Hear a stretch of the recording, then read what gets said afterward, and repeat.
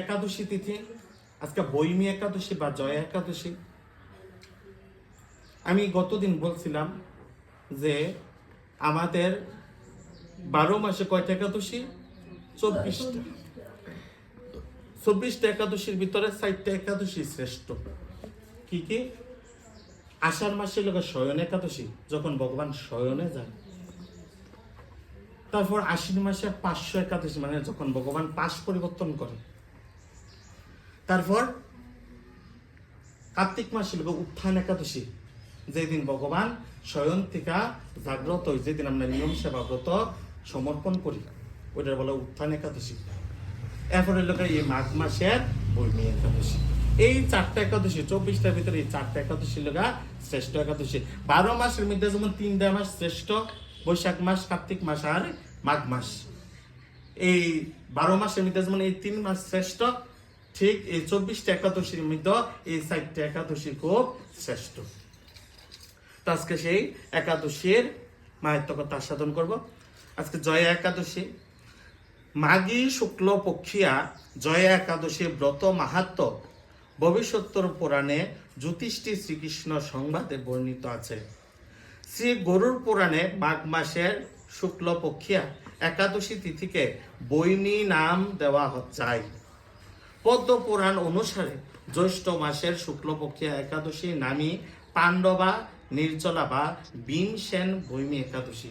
যুধিষ্ঠির বলিলেন, হে কৃষ্ণ, আপনি কৃপা করে মাঘ মাসের শুক্লপক্ষের একাদশীর সবিশেষ বর্ণনা করুন।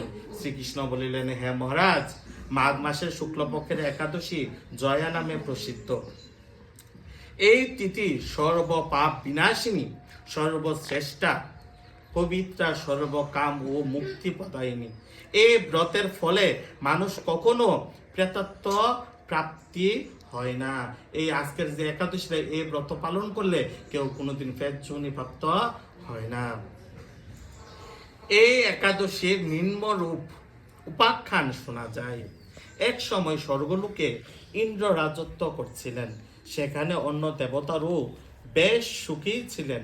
তারা পারিজাত পুষ্প শোভিত নন্দন কাননে অপ্সরাদের সাথে বিহার করতেন।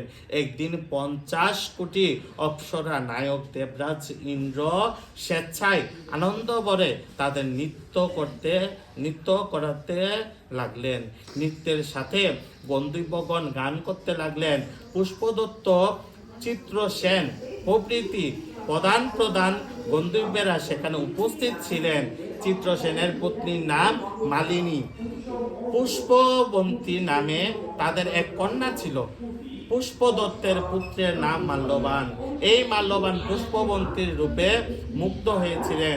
পুষ্পবন্তী পূর্ণ কটাক্ষ দ্বারা মাল্যবানকে বশীভূত করছিল।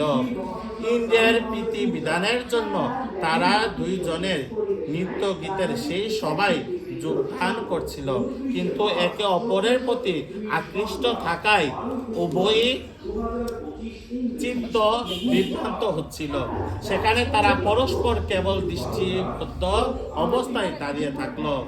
ফলে গানের ক্রম পর্যায় ঘটল। তাদের এইরকম তাল মান ভঙ্গ ভাব দেখে তারা যে পরস্পর কামাসক্ত হয়েছে, দেবরাজ ইন্দ্র তা বুঝতে পারলেন। তখন ক্রোধ বসে তিনি তাদের অভিশাপ দিলেন, রে মুদ্র, তোমরা আমার আজ্ঞা লঙ্ঘন করছো। তোমাদের দিক এখনই তোমরা পিশাচযোনি লাভ করে মর্তলোকে নিজ দুষ্কর্মের ফল ভোগ করো। ইন্দ্রের অভিশাপে তারা দুজন দুঃখিত মনে হিমালয় পর্বতে বিচক্ষণ করছিল। পিশাচত্ব প্রাপ্ত হওয়ায় তারা অত্যন্ত দুঃখ ভোগ করতে লাগলো। হিমালয়ে প্রচন্ড শীতে কাতর হয়ে নিজেদের পূর্ব পরিচয় বিস্মৃত হলো। এইভাবে অতি কষ্ট সেখানে দিন যাপন করতে লাগলো। একদিন পিশাচ নিজ পত্নী পিশাচিনীকে বলল, সামান্য মাত্র পাপ করিনি, অথচ নরক যন্ত্রণার মতো পিশাচত্ব প্রাপ্ত হয়েছি। অতএব এখন থেকে আর কখনো কোনো পাপ কর্ম করব না। এইভাবে চিন্তা করে তারা সেই পর্বতে নিতপায়ে বাস করতে লাগলো। মাল্যবান ও পুষ্পবন্তীর পূর্ব কোনো পূর্ণবশত সেই সময় মাঘী শুক্লপক্ষিয়া জয়া একাদশী তিথি উপস্থিত হলো।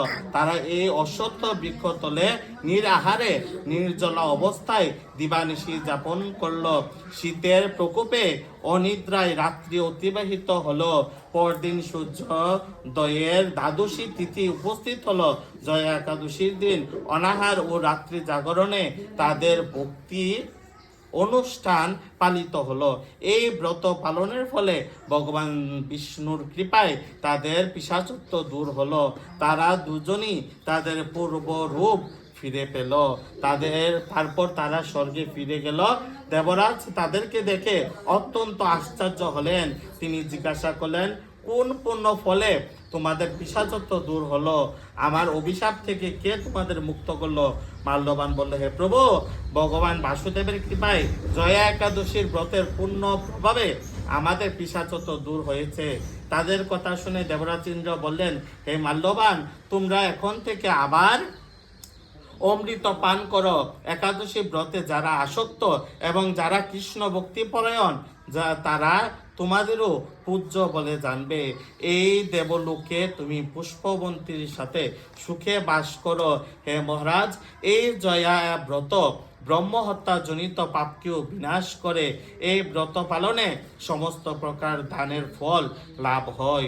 সকল যজ্ঞ ও তীর্থের পুণ্য ফল এই একাদশীর প্রভাবে আপনা হইতেই লাভ হয়। অবশেষে মহানন্দে অন্তকাল বৈকুণ্ঠ বাস হয়। এই জয়া একাদশী ব্রত কথা পাঠ ও শ্রবণে অগ্নিষ্টম যজ্ঞের ফল পাওয়া যায়। এই আজকে একাদশীর মাহাত্ম্য কথা।